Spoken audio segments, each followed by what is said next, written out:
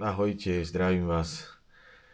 No, vo štvrtok sa rozlúčim s ocinom a potom nastane v tomto zdravotníctve peklo.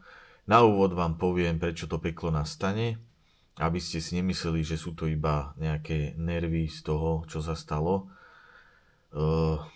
Proste keď nájdete liek, ktorý zabera 10 krát viac ako to, čo naše zdravotníctvo bežne dáva, a doktorka vám do očí povie, že kde ste boli doteraz, mali ste si to vypýtať skôr a mohol žiť, tak by ste ju najradšej tam chytili pod krk a vyhodili von oknom. A to vám hovorím smrteľne vážne. Uvidíte, čo sa tu deje. Ja mám nahrávky doktorov, vyjadrenia všelijakých, ako sa boja proste to povedať nahlas. A mňa to nezaujíma, či ma niekto zažaluje, alebo niečo sa bude diať, ale ľudia budú vidieť pravdu, čo sa v tomto prehnitom štáte deje a koľko tisícov ľudí zomiera zbytočne, ktorí mohli ešte roky normálne žiť. Normálne. Nie na posteli, nie na vozičku. Normálne žiť. Len preto, že farmabiznis, poisťovne, doktori, nemocnice, všetko je to takto poprepájané a keď existuje 10-násobne účinnejší liek, ktorý viac ako 40% pacientov zachráni, tak oni vám ho nedajú, lebo musíte absolvovať napríklad v tomto konkrétnom prípade 3 etapy určitej liečby, ale do tej 3. etapy sa nikto nedostane. Nikto to neprežije. Až potom, možno 1 z 1000, keď to prežije, tak až potom mu dajú v slovenskom zdravotníctve ten najúčinnejší liek, ktorý majú. Nie na začiatku, aby toho človeka zachránili alebo mu predĺžili život o roky. Nie. Oni vám dajú najväčší hnus, odpad, ktorý sa inde už pomaly ani nepoužíva. A potom, keď to prežijete, čo neprežije takmer nikto, tak potom vám dajú to, čo účinkuje a funguje najviac.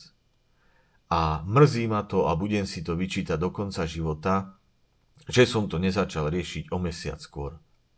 Pretože ocino tu mohol ešte byť.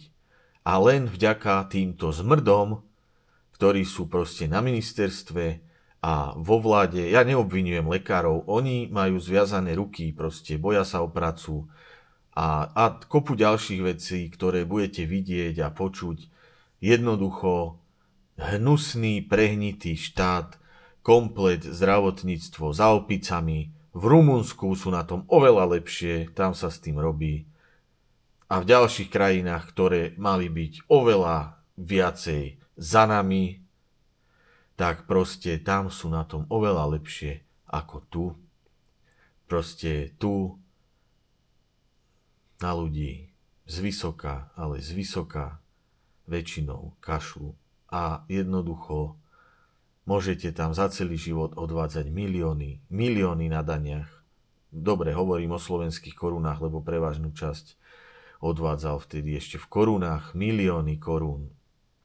A aj tak vám dajú najväčší odpad a bohužiaľ otec veril proste lekárom, lebo mu hovorili, toto prvé nezabralo, dáme vám 4-krát silnejší jed,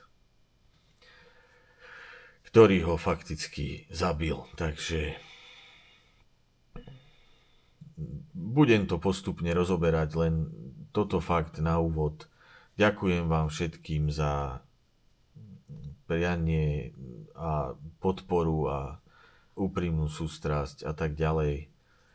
On si to vôbec nezaslúžil a všetko to stroskotalo na našom skvelom zdravotnom systéme, ktorý dáva najúčinnejší liek, ktorý existuje až vlastne na konci.